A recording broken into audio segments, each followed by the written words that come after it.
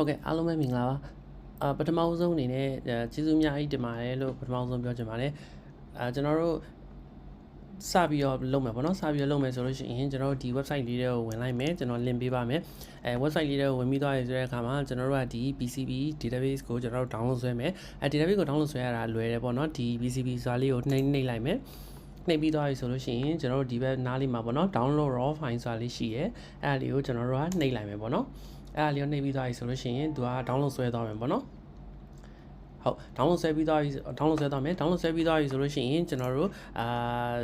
download folder တွေကိုရောက်မယ်ပေါ့နော်ဒါကိုနှစ်သက်ရနေအောင်ပြန်ရွှေ့ထားလိုက်လို့ရပါတယ်အဲ့ဒါပြီးသွားပြီဆိုလို့ရှိရင်ကျွန်တော်တို့နောက်ထပ်တစ်ခုကကြတော့ဒီနောက်ထပ်ဒီ website ကိုထပ်ဝင်ရမယ်ပေါ့နော်ဒီ website မှာကြတော့ကျွန်တော်တို့ကဒါ installer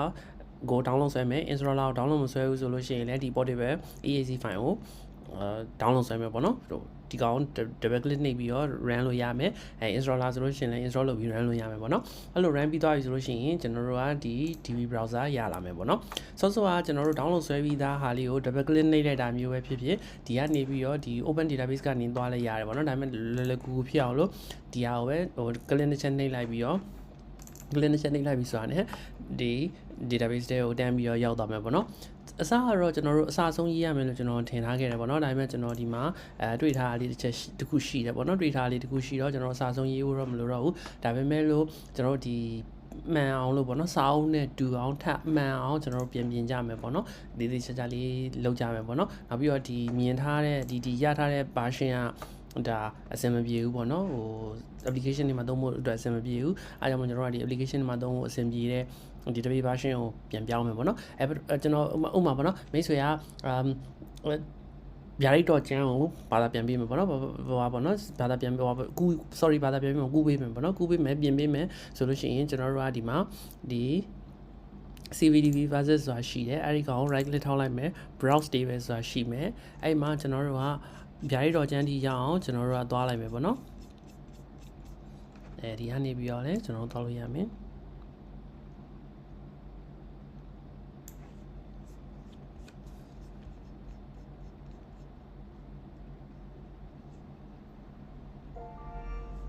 ်ဒီမှာဆိုလို့ရှိရင်ကျွန်တော်တို့ကဗျာဒိတ်တော့ကျန်းတယ်ကိုကျွန်တော်နောက်ဆုံးစာသားလေးကိုကျွန်တော်ပြပြမယ်เนาะဒီမှာကတော့ Nago original ကျွန်တော် download စောစော download ဆွဲလိုက်တဲ့ဒီ database မှာဆိုလို့ရှိရင် English စာသားပဲပါတယ်ပေါ့เนาะ English စာသားပဲပါတယ်ပါတဲ့ဟာကိုကျွန်တော်တို့ကမြန်မာ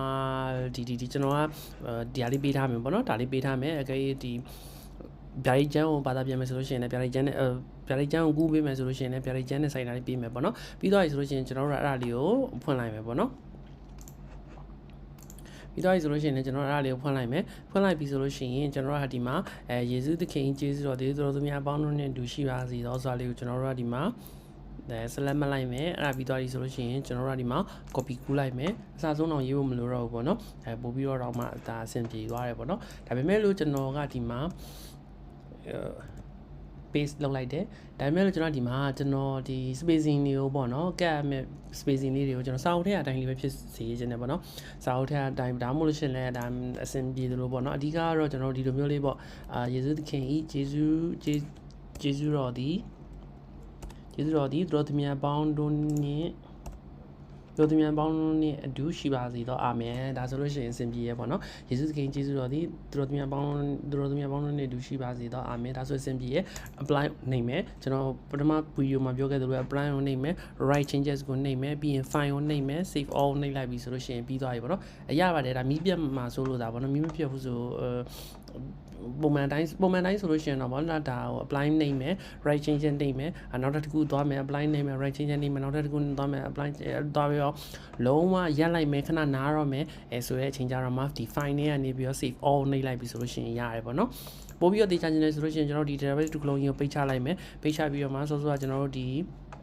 database ကိုကျွန်တော်ပြန်ဖွင့်လိုက်မယ်အဲ့မှာပြန်ဖွင့်လိုက်တဲ့အခါမှာကျွန်တော်စောစောကပြောင်းခဲ့တဲ့ဒီ browse table တွေကိုပြန်သွားမယ်ပြီးသွားပြီဆိုလို့ရှိရင်ကျွန်တော်ဒီစောစောဘာသာပြန်ခဲ့တဲ့နားစီကျွန်တော်ပြန်သွားလိုက်မယ်ပေါ့နော်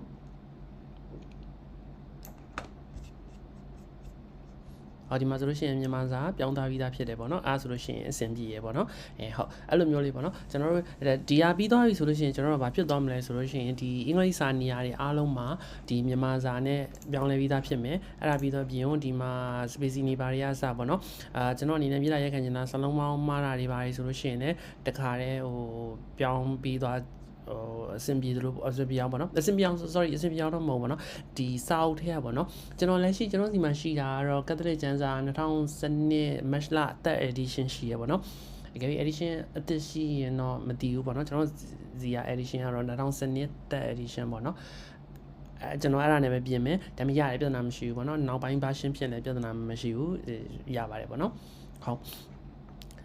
ထပ်ပြီးပြောချင်တာတော့တကယ်ကိုကျေးဇူးအများကြီးတင်ပါတယ်ဒါပြီးသွားပြီဆိုလို့ရှိရင်ကျွန်တော်တို့ဒီ Catholic database လေးရမယ် Catholic database ကနေမှတစ်ဆင့်ကျွန်တော်တို့ Catholic application တခုရမယ်ပေါ့နော်အဲဒီကနေပြီးတော့မှကျွန်တော်ဒီ